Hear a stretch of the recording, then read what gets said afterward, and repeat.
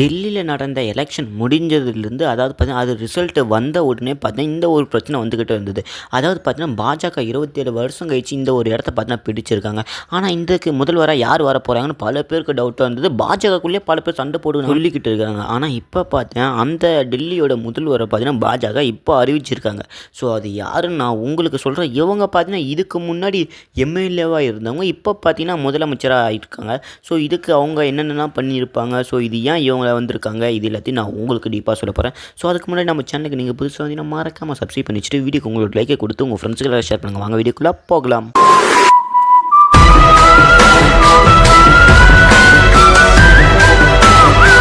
70 தொகுதிகள் கொண்ட டெல்லியில் பார்த்தீங்கன்னா பிப்ரவரி 5ஆம் தேதி பார்த்தீங்கன்னா வாக்குப்பதிவுகள் பார்த்தீங்கன்னா ஆரம்பிச்சிருந்தாங்க. அதுக்கப்புறம் 8ஆம் தேதி பார்த்தீங்கன்னா வாக்கு எண்ணிக்கையில் பார்த்தீங்கன்னா பாஜக அரசு பார்த்தீங்கன்னா 48 இடங்களை பார்த்தீங்கன்னா ஜெயிச்சிருந்தா சொல்லியிருக்காங்க. கிட்டத்தட்ட 27 ஆண்டுகளுக்கு பிறகு பார்த்தீங்கன்னா பாஜக ஆட்சி அமைதா இந்த உலகமே பேசிக்கிட்டு இருந்தது.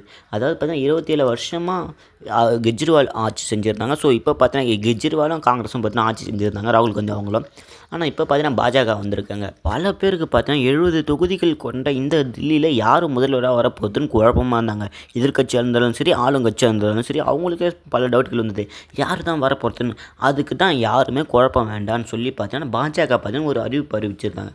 அதாவது பார்த்தீங்கன்னா எம்பிக்கள், பாஜகவோட எம்பிக்கள் ரவிசங்கர் பிரசாந்த் மற்றும் பாஜக தேசிய செயலர் ஓம் பிரகாஷ் தான்கர் ஆகியோர் இவங்க 2 பேருக்கும் முன்னிலையில் பார்த்தீங்கன்னா எம்எல்ஏக்கள் கூட்டம் பார்த்தீங்கன்னா நடைபெற்றது. அதில் என்ன நடந்ததுன்னா பாரதிய ஜனதா கட்சி சட்டப்பேரவை உறுப்பினர்கள் கூட்டத்தில் ரேகா குப்தா டெல்லியில் இருக்க ஷாலிமர் பாக் தொகுதியில் பார்த்தா இவங்க எம்எல்ஏவாக இருந்துட்டு வராங்க.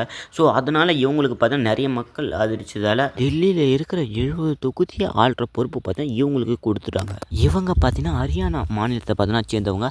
அதுக்கப்புறம் நான் இன்றைக்கி காலையில் பார்த்தீங்கன்னா அதாவது பார்த்தீங்கன்னா நண்பகல் 12:35க்கு பார்த்தீங்கன்னா இவங்க பார்த்தீங்கன்னா இந்த ஒரு பதவி பார்த்தீங்கன்னா ஏற்றுக்க போகிறேன்னு சொல்லியிருக்காங்க. இது வரைக்கும் டெல்லியில் பார்த்தீங்கன்னா 8 முதல்வர்கள் பார்த்தீங்கன்னா பதவி ஏற்றிருப்பாங்க.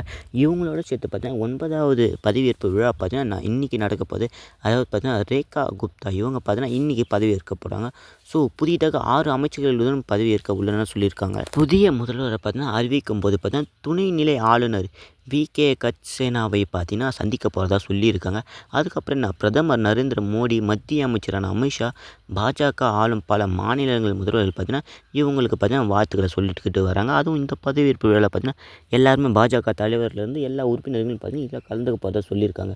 ஸோ இந்த ஒரு வீடியோ பிடிச்சா மறக்காமல் லைக் கொடுத்துட்டு உங்கள் ஃப்ரெண்ட்ஸுக்கு ஷேர் பண்ணிட்டு மறக்காமல் சந்து டாக்ஸை சப்ஸ்கிரைப் பண்ணிச்சுங்க. அப்போ தான் இந்த மாதிரி 1 இல்லைனா 2 இன்ட்ரெஸ்டிங்கான விஷயம் தினமும் தெரிஞ்சுக்க முடியும். சரி, மறக்காமல் லைக் கொடுத்துட்டு உங்கள் ஃப்ரெண்ட்ஸுக்கு யாருக்கும் ஷேர் பண்ணிட்டு சப்ஸ்கிரைப் பண்ணிச்சுங்க.